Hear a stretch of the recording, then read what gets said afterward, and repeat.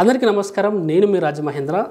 యావత్ ఆంధ్రప్రదేశ్ రాష్ట్రం ఎదురు చూస్తుంది ఈ సార్వత్రిక ఎన్నికల్లో ఏ పార్టీ గెలవబోతుంది, ఎవరు ప్రభుత్వాన్ని ఏర్పాటు చేయబోతున్నారు. ఎన్నో సర్వేలు బయటకు వస్తున్నాయి. ఆ సర్వే ఒక సర్వే వైసీపీ అధికారంలోకి వస్తుంటుంది, ఇంకో సర్వే ఎన్డీఏ అధికారంలోకి వస్తుంటుంది. As a political consultant, as a senior journalist, as a political analyst, నేను ఆంధ్రప్రదేశ్ సమాజాన్ని క్షుణ్ణంగా పరిశీలించి దాదాపు అన్ని నియోజకవర్గాల్లో ప్రతి నియోజకవర్గంలో 1200+ శాంపిల్స్ సేకరించి ఇప్పటి వరకు 3 సర్వే రిపోర్ట్లు విడుదల చేయడం జరిగింది. సో ఫైనల్గా ఒక survey report, what is the mood of AP అని ఎలక్షన్ పోలింగ్ అయిపోయిన తర్వాత కూడా మళ్ళీ ఆ శాంపిల్స్ సేకరించి మళ్ళీ డేటా సేకరించి ఏ పార్టీ ఎన్ని సీట్లు గెలవబోతుందని చెప్పని ఒక అంచనాకు రావడం జరిగింది. ఆ అంచనా ఇప్పుడు మీతో షేర్ చేసుకోబోతున్నాను. ఆంధ్రప్రదేశ్ సార్వత్రిక ఎన్నికల్లో ఏ పార్టీ ప్రభుత్వాన్ని ఏర్పాటు చేయబోతుందని అంటే, మనం తీసుకున్న శాంపిల్స్ ప్రకారం, మనం చేసిన సర్వే ప్రకారం పోలింగ్ అనంతరం so NDA, TDP, Janasena, BJP కూటమికి 112 సీట్లు +or-5 రాబోతున్నాయి. వైఎస్ఆర్సీపీ 63 సీట్లు +or-5 అంటే 175 అసెంబ్లీ స్థానాలున్న ఆంధ్రప్రదేశ్ సార్వత్రిక ఎన్నికల్లో ఎన్డీఏ కూటమి 112 +or-5 సీట్లతోని అధికారాన్ని చేజిక్కించుకుంటుందని మనకు సర్వేలో వెల్లడైంది. చూద్దాం రిపోర్ట్ ఒకసారి కంప్లీట్గా ఎలక్షన్ రిజల్ట్ వచ్చిన తర్వాత దాని మీద మళ్ళీ మనం అసలు ఎక్కడ మనకు ఓటు పోలరైజ్ అయింది, ఏ ఓట్లు ఎక్కువ ఏ పార్టీకి పడ్డాయి, ఆ పార్టీ అధికారంలో రావడానికి గల కారణాలు ఏంది మనం అప్పుడు విశ్లేషిద్దాం. ఆంధ్రప్రదేశ్ సార్వత్రిక ఎన్నికల్లో భాగంగా ఏ పార్టీ ప్రభుత్వాన్ని ఏర్పాటు చేయబోతుందని నేను గతంలో 3 సర్వే రిపోర్ట్స్ రిలీజ్ చేశాను. ఇది ఫైనల్గా ఎలక్షన్ రిజల్ట్ అంటే ఎలక్షన్ పోలింగ్ అయిన తర్వాత మళ్ళీ ప్రతి నియోజకవర్గంలో కనీసం ఒక్కొక్క నియోజకవర్గంలో 1200+ శాంపిల్స్ సేకరించి అక్కడ ఏ పార్టీ ప్రభుత్వాన్ని ఏర్పాటు చేయబోతుందని సర్వే చేస్తే నాకు వచ్చిన రిపోర్ట్ ప్రకారం ఎన్డీఏ, టీడీపీ, జనసేన, బీజేపీ కూటమి 112 +or-5 సీట్లలో, వైఎస్ఆర్సీపీ 63 +or-5 సీట్లు సాధించబోతుంది. ఫైనల్గా టీడీపీ, జనసేన, బీజేపీ కూటమి ప్రభుత్వాన్ని ఏర్పాటు చేయబోతుంది. అసలు ఎందుకు ఈ పార్టీ ప్రభుత్వాన్ని ఎందుకు ఏర్పాటు చేయబోతుంది, ఆ ప్రభుత్వాన్ని వీళ్ళకి మైలేజ్ రావడానికి గల కారణాలు ఏందో ఒకసారి మనం విశ్లేషిద్దాం. అసలు దీనికి ముందు మనం 2014 ఎలక్షన్స్కి వెళ్తే అప్పుడు టీడీపీ, జనసేన, బీజేపీ కూటమి కలిసి అప్పుడు పోటీ చేసినాయి. అప్పుడు పవన్ కళ్యాణ్ ఎన్నికలకు దూరంగా ఉన్నాడు, బాహాటంగా బయట నుంచి మద్దతు ప్రకటించాడు. టీడీపీ, బీజేపీ కూటమికి ప్రచారం చేసి అప్పుడు 1.8 నియర్లీ 2% లోపు 1.8 షేర్ ఓటు తేడాతోని అప్పుడు టీడీపీ, బీజేపీ కూటమి ప్రభుత్వాన్ని ఏర్పాటు చేసింది, అప్పుడు అధికారంలోకి వచ్చింది. తర్వాత 2019కి వచ్చేసరికి టీడీపీ, జనసేన, బీజేపీ వేరువేరుగా పోటీ చేశాయి. ఇలా పోటీ చేయడం ద్వారా అప్పుడు ఏం జరిగిందంటే దాదాపు 30 నుంచి 45 సీట్ల వరకు అక్కడ విన్నింగ్ ఆ ఎన్నికల్లో వైఎస్ఆర్సీపీ 151 సీట్లతోటి అఖండ విజయం సాధించింది. అప్పుడు మనం ఆ పోల్స్ మనం పరిశీలిస్తే అప్పుడు జరిగిన ఓటింగ్ని ఆ 175 నియోజకవర్గాలలో 151 సీట్లు వైసీపీ గెలిస్తే అందులో దాదాపు ఒక 34 నుంచి 45 వరకు సీట్లలో వైసీపీ గెలుపుకు జనసేన కారణమైంది. ఎలాగంటే అక్కడున్న ఓట్లు చీలి అక్కడున్న టీడీపీ వేరుగా, జనసేన వేరుగా పోటీ చేయడం ద్వారా అక్కడున్న చాలా మట్టుకి ఒక 30 నుంచి 45 సీట్లలో, 34 నుంచి 45 సీట్లలో అప్పుడు అంత వైసీపీకి మెజార్టీ రావడానికి గల కారణాలైంది. ప్రస్తుతం మనం ఈ 2024 ఎలక్షన్స్ గురించి మాట్లాడుకుంటే పవన్ కళ్యాణ్ క్లారిటీతో ఉన్నాడు. పవన్ కళ్యాణ్ ఎక్కడికి వెళ్ళి ఎక్కడ సభ పెట్టినా కూడా సీఎం అని అరుపులు ఇచ్చినా కూడా పవన్ కళ్యాణ్ ఒకటి బాహాటంగా ప్రకటించేసిండు, ముందు నేను సీఎం కాదు, నన్ను ఎమ్మెల్యే చేయండి, మీరు సీఎం అని అరిచినంత మాత్రం నేను సీఎం కాలేను అనేది ఒకటి ఆయన క్లారిటీ ఉన్నాడు. రెండవది, ఎలాగైనా ఈ ఎన్నికల్లో కనీసం ఒక 10 నుంచి 15 మంది ఎమ్మెల్యేలతో, నేను జనసేన పార్టీ తరపున ఎమ్మెల్యేలతో నేను కూడా గెలిచి అసెంబ్లీలో అడుగుపెట్టాలని ఒక క్లారిటీతో ఉన్నాడు. అంటే 175 నియోజకవర్గాల్లో విడిగా పోటీ చేస్తే నేను నష్టపోతా, టీడీపీ నష్టపోతుంది, మళ్ళీ వైసీపీ భారీ మెజార్టీతో గెలుస్తాను ఒక క్లారిటీతో ముందు నుంచే పవన్ కళ్యాణ్. అందుకోసమే ప్రభుత్వ వ్యతిరేక ఓటు చీలనివ్వను అని చెప్పేసి ఆయన ముందు నుంచి క్లారిటీగా ఉన్నాడు.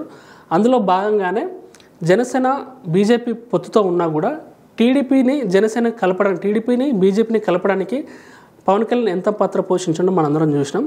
ఆ పాత్ర పవన్ కళ్యాణ్ పోషించడంలో 100% సక్సెస్ అయ్యాడు. అది దాంట్లో మనం కాదనలేని సత్యం.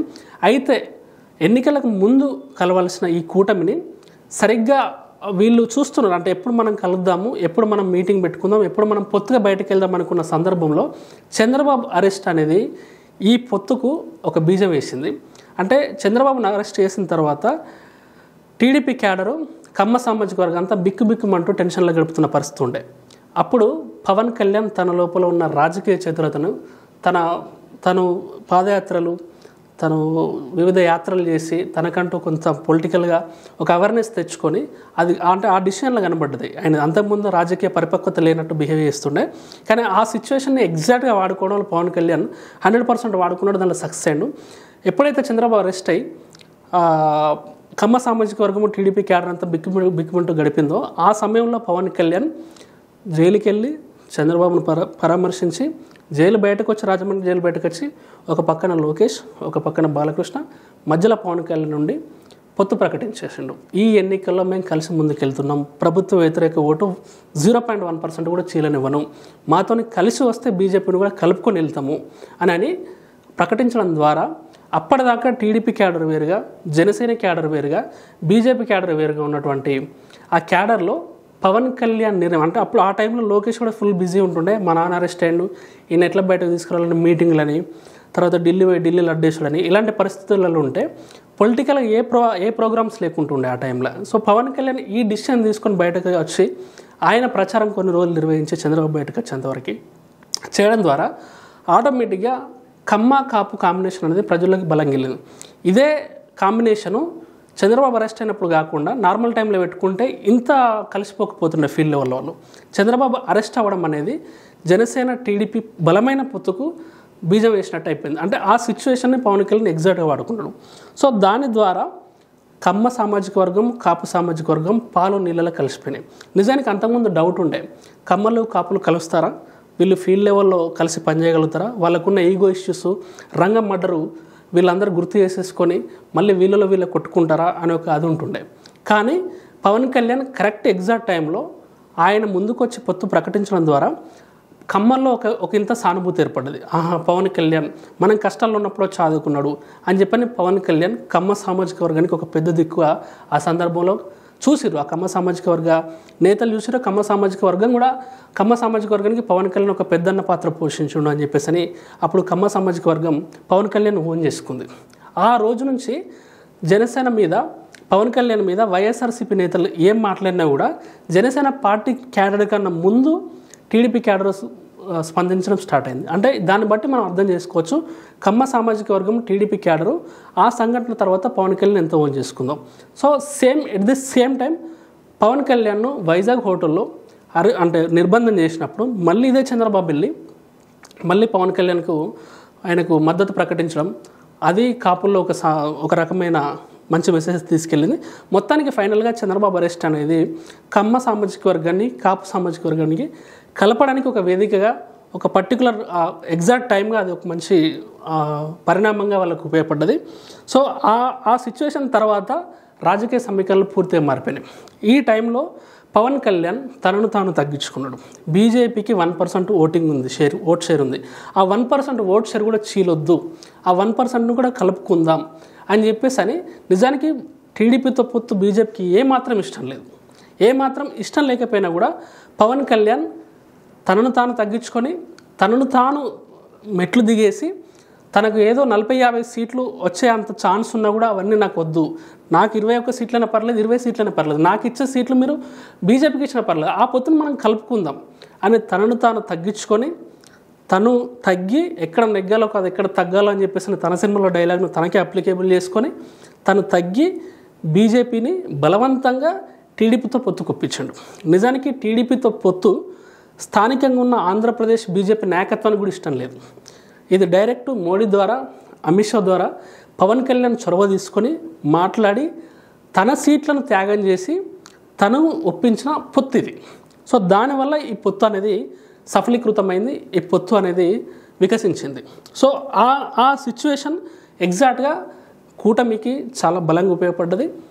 దీని ద్వారా కమ్మ సామాజిక వర్గం, కాపు సామాజిక వర్గం కలిసి బలంగా జనాల్లోకి వెళ్ళి బలంగా ప్రోగ్రామ్ చేసి అటువైపు జగన్ ఒక్కడాడు, ఇటు చంద్రబాబు, పవన్ కళ్యాణ్, నారా లోకేష్ వీళ్ళంతా కూడా ఒక్కొక్క ప్రోగ్రాం చేసుకుంటూ ఒక్కొక్క యాత్ర చేసుకుంటా బాబు షూరిటీసు, బాబు మేనిఫెస్టోను, తర్వాత ఉమ్మడి మేనిఫెస్టోను, ప్రభుత్వ వైఎస్ఆర్సీపీ జగన్ వైఫల్యాలను బలంగా జనాల్లోకి తీసుకెళ్ళి వాళ్ళు జనాల్లోకి తీసుకెళ్లడంలో సక్సెస్ అయ్యారు. చివరిలో ఏదైతే ల్యాండ్ సీల్ యాక్ట్ వచ్చిందో దాన్ని కూడా ఇటు పవన్ కళ్యాణ్ అటు చంద్రబాబు బలంగా తీసుకెళ్లడంలో చాలా వరకు సక్సెస్ అయ్యారని చెప్పొచ్చు. అంటే ఈ ఎలక్షన్స్లో మొత్తంగా పవన్ కళ్యాణ్ తీసుకున్న ఒక నిర్ణయము, అంటే తూర్పుగోదావరి జిల్లా, పశ్చిమ గోదావరి జిల్లాలో 2014 ఎన్నికల్లో ఈ 2 జిల్లాలు కీలక పాత్ర పోషించిన టీడీపీ ప్రభుత్వం ఏర్పడడంలో. సో ఇప్పుడు కూడా పవన్ కళ్యాణ్ పొత్తు ద్వారా రాష్ట్రమంతా మేలు జరిగిద్ది. ఎస్పెషల్లీ కాపుల ప్రాబల్యం ఉన్నటువంటి ఉభయ గోదావరి జిల్లాల్లో, ఉత్తరాంధ్ర జిల్లాల్లో ఖచ్చితంగా పవన్ కళ్యాణ్ పొత్తు వల్ల కూటమికి 100% లాభాలు జరిగే అవకాశాలు కనబడుతున్నాయి. చాలా మెజారిటీ ఓటు, కాపుల ఓటు ఈసారి టీడీపీకి కలిసి వచ్చే అవకాశాలు కనబడుతున్నాయి. అంటే పవన్ కళ్యాణ్ తనను తాను తగ్గించుకొని తను కొన్ని మెట్లు దిగి తన సీట్లను త్యాగం చేయడం ద్వారా ఇవాళ యాంటీ ఇన్కంబెన్స్ అనేది ఓటు చీలకుండా కంప్లీట్గా టీడీపీ, జనసేన, బీజేపీ కూటమి వెనుక పోలరైజ్ అయింది. దీన్ని మనం గుర్తించాలి. సో మొత్తానికి ఈ విధంగా ఇలాంటి కొన్ని పరిణామాల వల్ల ఇవాళ ఎన్డీఏ ఆంధ్రప్రదేశ్లో ప్రభుత్వాన్ని ఏర్పాటు చేయబోతుంది. 2024 ఆంధ్రప్రదేశ్ సార్వత్రిక ఎన్నికల్లో సూపర్ స్టార్ ఎవరంటే పవన్ కళ్యాణ్ అని చెప్తాను నేను. పవన్ కళ్యాణ్ కేంద్రంగా గడిచిన 5 ఏళ్ల రాజకీయాలు అది పక్కకెడితే ఈ ఎన్నికలు పవన్ కళ్యాణ్ చుట్టూతే తిరిగాయి. పవన్ కళ్యాణ్ ఏ రోజైతే వైజాగ్ సభలో 1% ఓటును కూడా, ప్రభుత్వ వ్యతిరేక ఓటును కూడా నేను చీలనివ్వను, పొత్తు కోసం ఎలాంటి త్యాగానికైనా నేను సిద్ధపడతానని చెప్పేసి ఆ రోజు ప్రకటించినట్టుగానే పవన్ కళ్యాణ్ తన మాట మీద నిలబడ్డాడు. చంద్రబాబు అరెస్ట్ అయిన తర్వాత పవన్ కళ్యాణ్ జైలుకి వెళ్ళి బాహాటంగా వితౌట్ కండిషన్స్ టీడీపీ పొత్తుతో నేను ఎన్నికలకు వెళ్తున్నాను, టీడీపీ జనసేన పొత్తుగా పోటీ చేయబోతున్నాయి, మేము బీజేపీని కూడా కలుపుకుంటాము, సీట్ల షేరింగ్ అనేది మేము కూర్చుండి మాట్లాడుకుంటాము అని ప్రకటించేసి రాజకీయాల్లో ప్రకంపనలు సృష్టించాడు. అంటే వీళ్ళిద్దరు పొత్తు పెట్టుకోవడానికి అవకాశం కోసం వేచి చూస్తున్న తరుణంలో వైఎస్ జగన్ చేసిన చంద్రబాబు అరెస్ట్ అనే అంశం వీళ్ళిద్దరి పొత్తులు ఏకమవడానికి బీజం వేసింది. ఈ సందర్భంగా అంటే అప్పటి వరకు కూడా టీడీపీ వేరువేరుగా కార్యక్రమాలు చేయడము, జనసేన వేరువేరుగా కార్యక్రమాలు చేయడము ఇట్లా చేస్తుండే. కానీ ఎప్పుడైతే పొత్తు ప్రకటించారో అప్పటి నుంచి ఉమ్మడి కార్యాచరణతో వాళ్ళు ముందుకు వచ్చేసారు. అంటే పవన్ కళ్యాణ్ అలాగే బీజేపీతో పొత్తుకు కూడా పవన్ కళ్యాణ్ చేసిన త్యాగం అంతా ఇంత కాదు. అంటే తనను తాను తగ్గించుకున్నాడు, తనకు కేటాయించబడిన సీట్లను కూడా తగ్గించుకున్నాడు. ముందు 25 సీట్లు అన్నారు, తర్వాత 21కి వచ్చింది. ముందున్న 50 సీట్లు అన్నారు, 60 సీట్లు అన్నారు, 25కి వచ్చింది, తర్వాత 21కి వచ్చింది. అంటే బీజేపీకి ఉన్న 1% ఓట్ షేర్ కూడా చీలిపోవద్దు, ఎట్లయినా వేసి వైఎస్ జగన్ గద్దె దించాలి అనే ఒక కాన్సెప్ట్ నేను మైండ్లో పెట్టేసుకొని ఎలాంటి త్యాగానికైనా సిద్ధపడ్డాడు. అందులో సక్సెస్ అయ్యండి అని చెప్పొచ్చు. అంటే పొత్తుల ప్రకటనతో పాటు పొత్తు అనంతరం జగన్ వైఫల్యాలని ప్రజలకు తీసుకెళ్లడంలో ఒక మాస్ లీడర్గా, ఒక సొసైటీని పోలరైజ్ చేయడంలో పవన్ కళ్యాణ్ పాత్ర మరవలేనిది. రేపు టీడీపీ, జనసేన, బీజేపీ కూటమి ప్రభుత్వం ఏర్పడితే మాత్రం ఖచ్చితంగా 2024 ఎన్నికల్లో మ్యాన్ ఆఫ్ ద సిరీస్ అనొచ్చు, లేదంటే సూపర్ స్టార్ అంటారో అది ఖచ్చితంగా పవన్ కళ్యాణే. 2024 ఎన్నికల్లో కేంద్ర బిందువు పవన్ కళ్యాణే, అది ఒప్పుకోక తప్పదు. సో ఇంత చేసిన పవన్ కళ్యాణ్కి రేపు తెలుగుదేశం, జనసేన, బీజేపీ, ఎన్డీఏ ప్రభుత్వం, కూటమి ప్రభుత్వం ఏర్పడిన తర్వాత చంద్రబాబు నాయుడు, ప్రధాని మోడీ గారు, అమిత్ షా గారు ఆంధ్రప్రదేశ్ రాష్ట్రంలో పవన్ కళ్యాణ్కు ఏ పదవి కేటాయించి న్యాయం చేస్తారో చూద్దాం. అంటే ఉప ముఖ్యమంత్రి ఇస్తారా, హోమ్ మినిస్టర్ ఇస్తారా, రెవెన్యూ మినిస్టర్ ఇస్తారా, లేదు అంటే అంతకన్నా పెద్ద పదవి కేంద్ర మంత్రి పదవి ఇచ్చి ఆయనని రాజ్యసభకు పంపించి దేశానికే మంత్రిని చేస్తారా అనేది మనం వేచి చూద్దాం. ఎందుకంటే ఇంత త్యాగం చేసిన పవన్ కళ్యాణ్కి అంతే పెద్ద ఎత్తున పదవి దక్కితే ఇటు కాపు సామాజిక వర్గం కావచ్చు, పవన్ కళ్యాణ్ అభిమానులు కావచ్చు హ్యాపీగా ఫీల్ అయ్యే అవకాశం ఉంటుంది. ఏమాత్రం పవన్ కళ్యాణ్ తక్కువ చేసినా, ఏమాత్రం ఇంత త్యాగం చేసిన పవన్ కళ్యాణ్ దూరం పెట్టినా లేదు పవన్ కళ్యాణ్ తొక్కేద్దామని చెప్పేసి మళ్ళీ తెలుగుదేశం పార్టీలోనే ఒక వర్గంగా ఇట్లా రాజకీయాలు చేసినా అది భవిష్యత్తులో తెలుగుదేశం పార్టీని భూస్థాపితం చేసే అవకాశం ఉంటుంది. అది మాత్రం మీరు మర్చిపోవద్దు. ఇవాళ మీరు అధికారంలోకి వచ్చారంటే పవన్ కళ్యాణ్ త్యాగాల ఫలితం అని మీరు గుర్తించాల్సిన అవసరం ఉంది. అది మీరు మైండ్లో పెట్టేసుకొని, అది మీరు మనసులో పెట్టేసుకొని పవన్ కళ్యాణ్కు బాహాటంగా వితౌట్ కండిషన్ సప్లైతో బయటకు వచ్చి మీకు పొత్తు ప్రకటించినందుకు ఆయన స్థాయికి తగ్గ పదవి కేటాయించి ఆయన ఒక సీట్లో కూర్చోబెడతారని చెప్పేసి కాపు సామాజిక వర్గం Pawan Kalyan hardcore fans wait చేస్తున్నారు. ఒక జర్నలిస్ట్గా నా సూచన కూడా చంద్రబాబు నాయుడు గారికి నేను చేస్తున్నాను.